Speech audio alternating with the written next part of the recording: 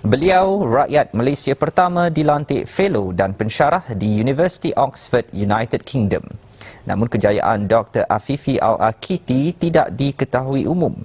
Fazli Ahmad yang ke University Oxford baru-baru ini membawa kisah Dr. Afifi. Dr. Afifi Al-Akiti dilahirkan di Batu Gajah, Perak. Walaupun kejayaan beliau sesuatu yang cukup besar kepada dunia pendidikan Islam dan imej negara, tetapi ramai tidak mengenali beliau. Hakikatnya kejayaan diraih beliau patut dikagumi dan dicontohi. Beliau adalah anak Melayu pertama dilantik menjadi fellow dan tenaga pengajar di universiti berusia 914 tahun ini. Lebih menarik latar belakang pendidikan. Beliau sebelum melangkah pusat ilmu termasyhur ini bukan seperti ilmuwan lain. Anak pasangan guru ini mendapat pendidikan asas di beberapa sekolah di Selangor.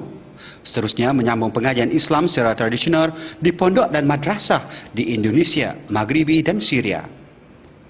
Berbekalkan ijazah bersanaf dalam tradisi ilmu Islam, beliau dilantik menjadi imam di Belfast Island.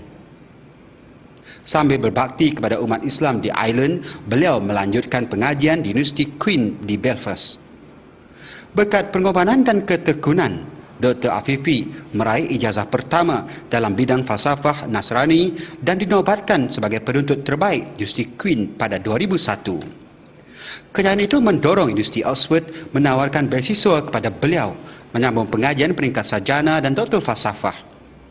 Setelah tamat pengajian kedoktoran itu, bapa kepada dua cahaya mata ini dilantik sebagai fellow pengajian Islam dan pensyarah di Fakulti Teologi di Universiti Oxford.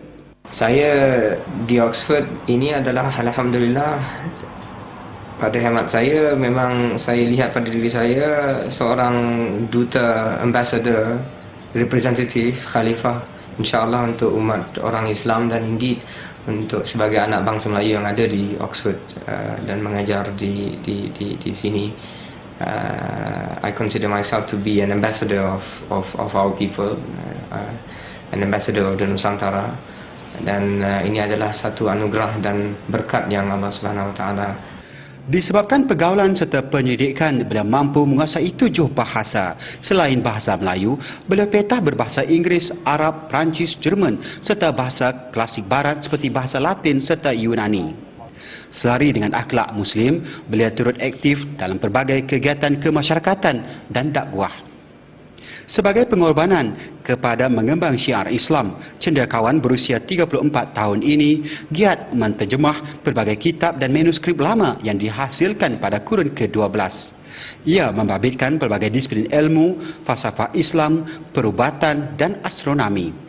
Bagi beliau, keringat dicurahkan ini ditabur secara ikhlas kepada agama, bangsa dan negara, walaupun bukan berkhidmat di tanah air sendiri. Dilantik menjadi fellow dan pensyarah di University Oxford ini bukannya senang sebenarnya. Sebagai anak Melayu, orang Malaysia, pengorbanan yang saya kena buat ni contohnya tak dapatlah minum teh tarik, makanan-makanan Malaysia yang sedap-sedap tu. Mungkin ni bukan pengorbanan yang besar, tetapi pengorbanan juga tu. Tetapi ini menunjukkan yang tanpa pengorbanan kita tak akan dapat berada di mana kita mahu berada. Atas kejayaan dikecapi, Dr. Afifi dilantik sebagai ahli Majlis Agama Islam Perak atas perkenan Sultan Adlan Shah. Fazli Ahmad, TV3, Oxford, United Kingdom.